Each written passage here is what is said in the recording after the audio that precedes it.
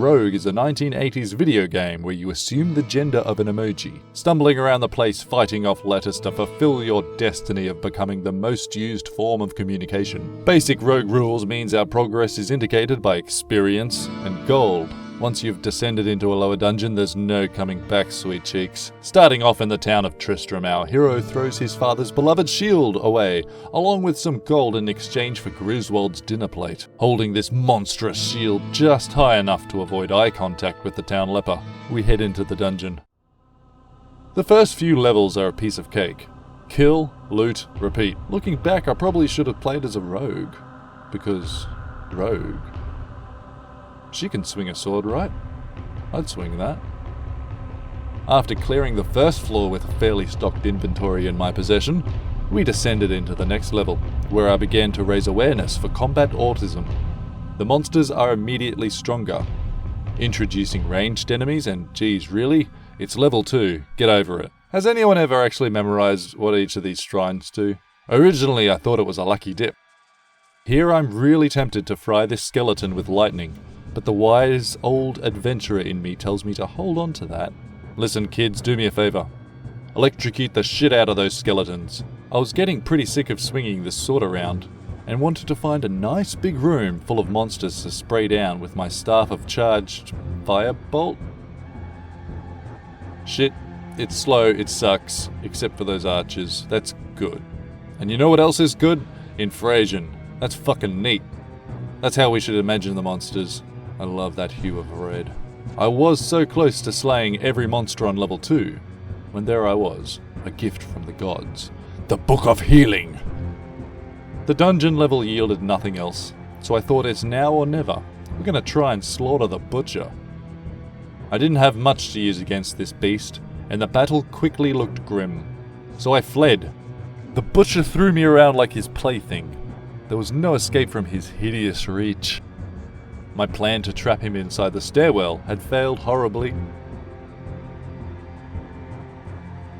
The beginning of level 3 is the beginning of my demise. I'm out of health potions, and none of the surrounding chests will supply any for quite some time. Maximum tactics are kicking in. I thought now would be a great time to maneuver myself and strike with lightning to decimate the enemies in my path. This failed horribly as well. Should have known they had resistances or immunity from lightning after the first shot.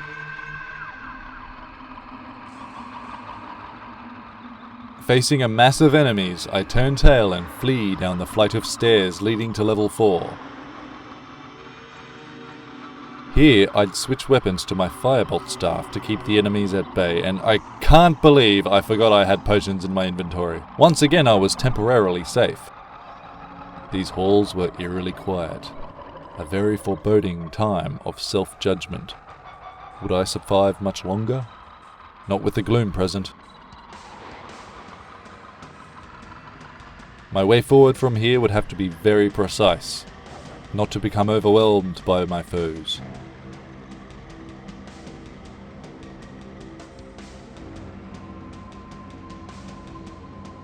It doesn't really help they were all ranged and I didn't have any armor.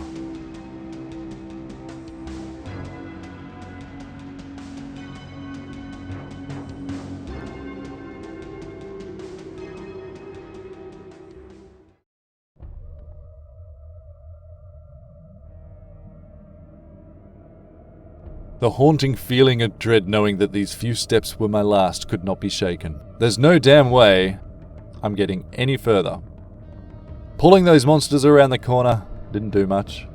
Maybe you should have picked up that bow, because very quickly you were hunted down.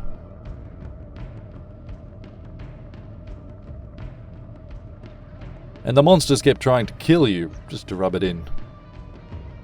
We accomplished what we came here to do, however, and put Darkspeeds on his imaginary roguelike like rogue high score screen.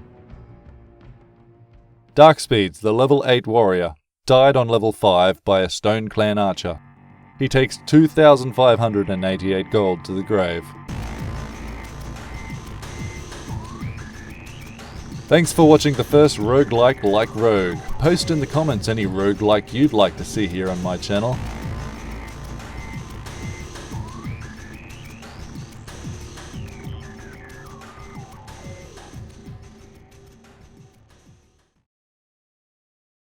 while recording footage for the rogue.